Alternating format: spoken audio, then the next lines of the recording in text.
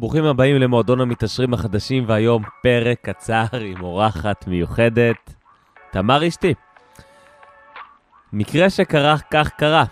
בהפתעת לוז קלאסית בחמישי שעבר, תמר מפתיעה אותי עם יום כיף מבוקר עד לילה. איכשהו הקיום של היום הזה כלל לא הופיע בשום מקום, והייתי צריך לבטל מעכשיו לעכשיו הקלטת פרק חדש לפודקאסט. חשבתי מה לעשות, איך להפוך את המשבר להזדמנות. אז הרהרתי עם עצמי ואמרתי, אולי נקליט פרק זריז עם תמר, שתספר לך איך זה לחיות עם וולר גרסת הבית, ואולי גם נדבר על ההתקדמות המואצת שלה בהייטק, ואולי גם על השאפתנות והאמביציה וההתמדה ולגדל משפחה בכל המדנס הזה.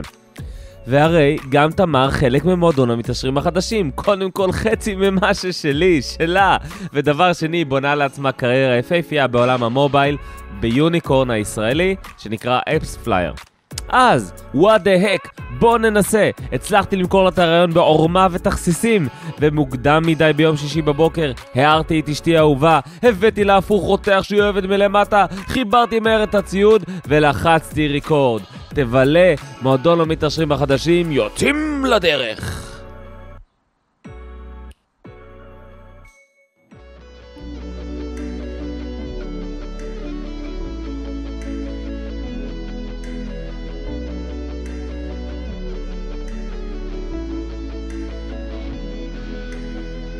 אהלן וולקאם לפודקאסט מועדון המתעשרים החדשים.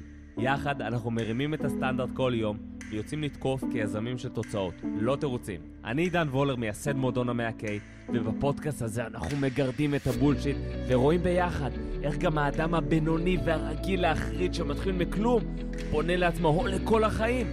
דרך פשיטה על חנות הממתקים הגדולה בעולם, עולם היזמות, הביזנס וההשקעות.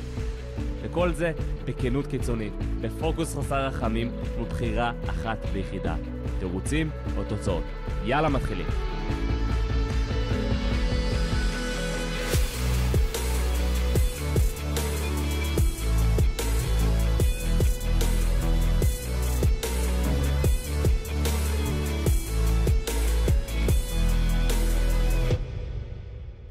תמר פולק, וולר, how are you?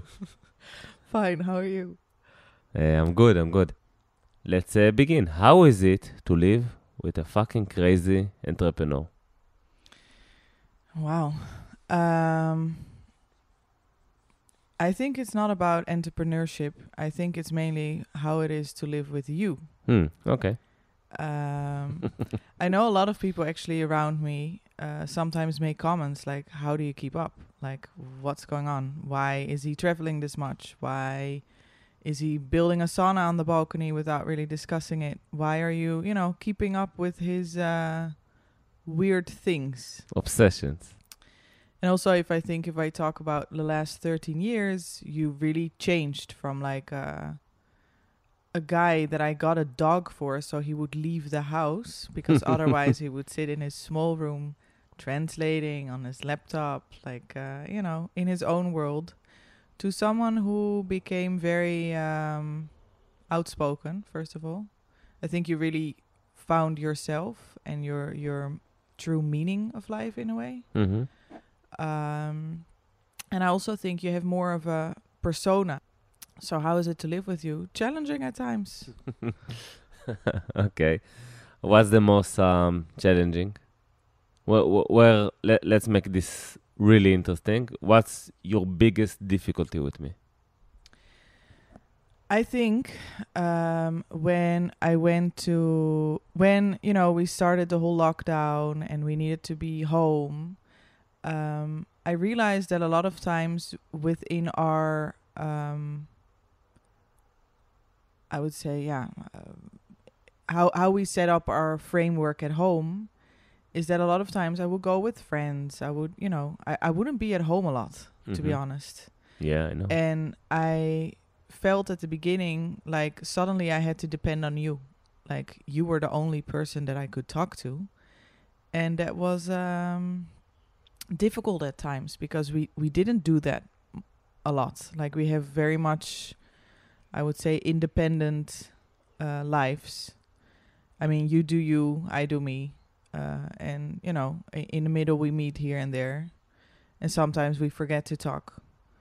And I think in the last year, it really put an, I would say, like emphasis on it, right? That's the case, that we didn't have that togetherness or like a system together. I know a lot of times we talked about little things before with Gina, for example, like dinners. Just let's make a clarification. Gina is our therapist, and we found out that by scheduling appointments with a therapist about once a month on average.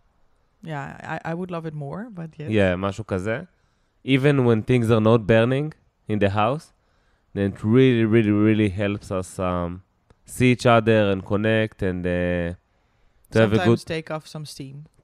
This is the mechanism, take off some steam. Because if we learned the difficult way that if you wait for the steam to build up, right, too much, then it's much more difficult to create that change, to find that connection again. You become resentful toward each other and whatnot. And we experienced that, for sure.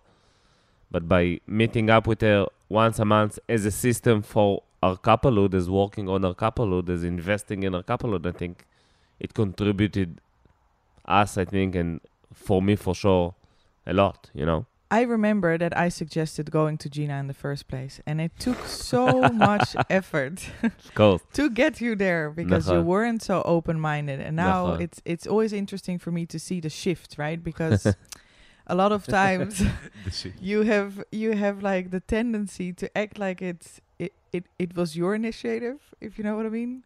And then my ego starts to play up as well because I'm like, wait a second, this is great that you feel that you have, you're taking all the credits here. But that's not how it happened in my mind, at least, right? Yeah, well, Gina, for sure, was your idea, and you pushed us there. And I'm really glad you did. Like, a lot of other things you pushed us in our life. For example, the Yom Kef yesterday. We had tremendous fun yesterday. And we are good together when we're abroad. It's always working really, really good. You don't have the day-to-day... distractions, interruptions. Yeah, of course, but I think that I heard from my friends, that they can't stand their wife abroad because they're with her all the time. Not all of them, some of them. I think that's an issue. That's an issue. Of course, there's an issue. There's always an issue in every couplehood. I think a lot of issues actually. So I guess some couples find the day-to-day more challenging, and some couples find the very in each other's butts time more challenging. I don't know, maybe. But with us, it's always working when we're abroad, also with the kids and especially alone. Yeah, but I think it has to do with focus, right? Because you dedicate time to each other. I think we shouldn't just need abroad or a Yom Kef to do that. We should try to build, how you would like to call it, a system to create that togetherness on a weekly, even daily basis. Cool. So, after all the difficulties, is there something good and positive about living with me? Oh. Well, let me first say that the first time I saw you, I was like, this is never going to happen. But no. And this is a testament for the power of copywriting in achieving whatever you want in life. People think it's only business and money and building stuff, and but also I got you through copywriting, right? I actually remember clearly you wrote a letter to my sister. I don't know, it warmed me up in a way. I felt seen. Yeah. But then obviously you went back to Israel. And then you wrote emails for months until we met the next time. You also wrote emails. It's not like obviously it was I wrote one-sided. emails back, but it wasn't really my initiative. I'm sure it would have died there. Of course. I mean, I wasn't really interested. I told you many times, the first time I saw you, I still remember the picture in my mind. At first, I admit. Yes, I admit. It wasn't about, I'm going to marry you, this will be the woman of my life. No, I was 24, I'm going to get you. The tool to do that, to get a beautiful woman who is taller than me, who is Dutch. Don't say that. You're taller than me. That's true. That's fine. Depends which shoes we're wearing. It doesn't depend which shoes we wear, which is fine. And I remember I was so intimidated by the guys you were hanging with. I remember we hung together in Amsterdam, and then suddenly we saw your friends, and they were all like, the shortest of them was 1.90 meters, okay? And he was the shortest, and the tallest was 210 or something like that, all with blonde hair, blue eyes. And then I told myself, man, you've got yourself quite a challenge here. It was funny to see you because you were like all dressed up with like, hand gloves, still shaking. And I just realized this is not going to work. It was -1. It's not that cold. For me it was. So you moved to Israel. You did Aliyah. Well, I remember clearly that, you left in London. That was pretty dramatic, I would say. Then after a few weeks, I went back to Amsterdam. And then I remember that you said, I would really love you to come. I need you. And I told myself a few times, wow, like, I'm getting into something difficult here. Like, this is not light and fun. You were right. Perspectives. I think, actually, when I started studying at the IDC, there were a few books that I got. You were first doing the translation work. You're okay. Maybe I should start off with saying you're always you've been a bookworm for as long as I know you. So that you really can credit yourself for. But there were a few books that I got that you got your hands on. One of them. Yes. Yes. Dr. Cialdini. Yes. Mm-hmm.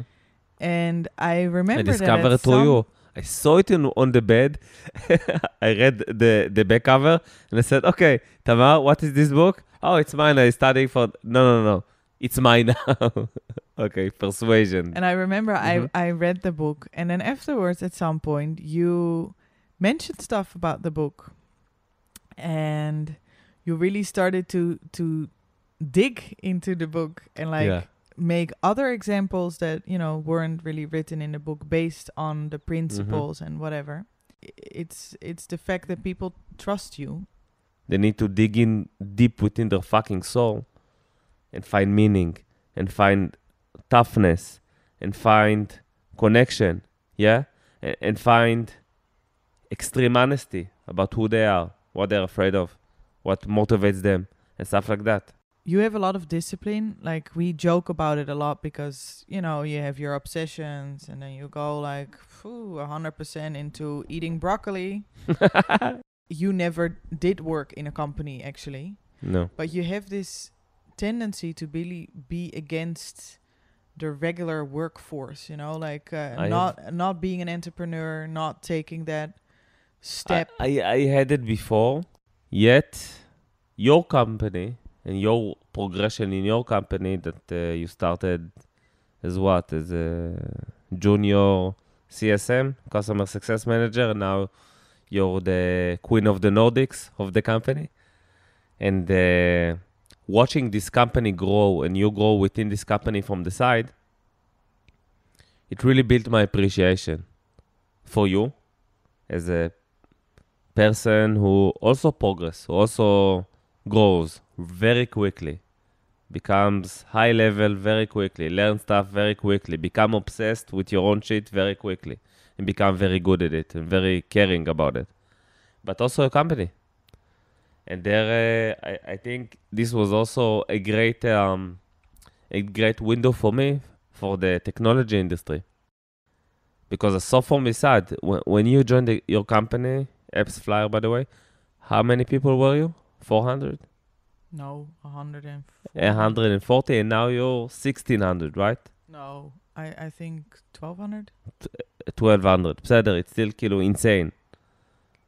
In my world, to successfully integrate a new employee or team member into the business is like a serious mission. It's a different skill. It's a different scale, but that's what the technology allows you. This different scale, this progress, this speed of progression, this speed of growth, of doing new stuff, exciting stuff, of rewarding your team in a nice way, like they flown you abroad like I don't remember how many times, and they send you nice packages home, and all of this. So this opened my mind. So I gotta credit you for showing me this world through your progression in the company and your work. Thank you for that.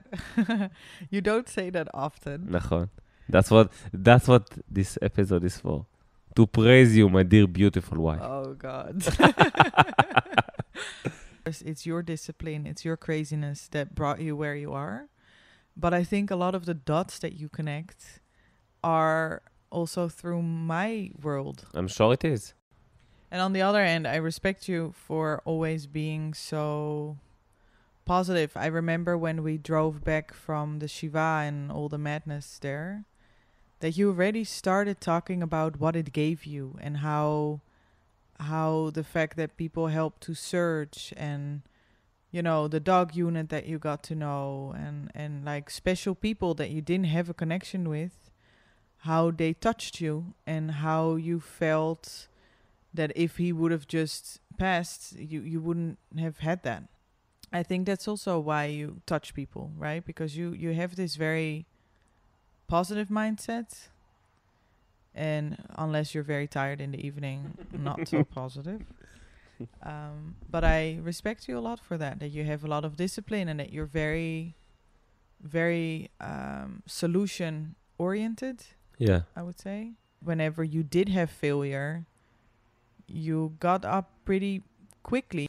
And any last advice for very ambitious women who wants to advance in their career, and it doesn't matter if they're employees or entrepreneurs or whatever? I think a lot of times with women in general, if we're generalizing here anyway today, is that they feel they're maybe not worthy enough, or, you know, they don't deserve it, or they're not smart enough, or they're not, you know, powerful enough. Mm-hmm. I think the difference that already starts literally with job interviews, right, is that it's important that you express where you see yourself going. You can't just expect other people to lay the road for you, right? Yeah, you need to demand. It's not just demanding, it's also like having a bit of maybe a plan or a vision for yourself, where you see yourself grow. Yeah. And make sure that you're setting a goal for yourself. Okay, so we'll finish with that. How was it for you? Better than expected. אוקיי, גייז. נתראה בפרק הבא של מועדון המתעשרים החדשים. יאללה, ביי.